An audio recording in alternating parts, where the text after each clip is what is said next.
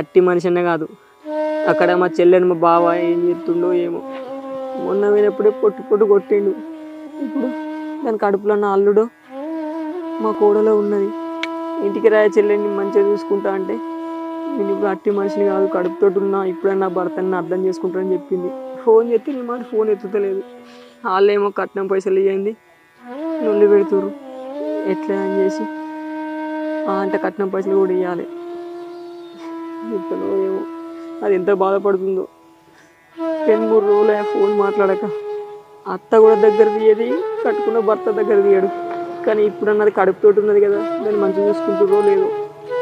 దేవుడా, నా చెల్ల మాత్రం మంచిగా ఉండాలి.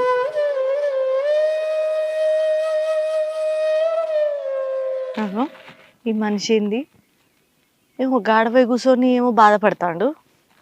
ఓయ్ ఏంది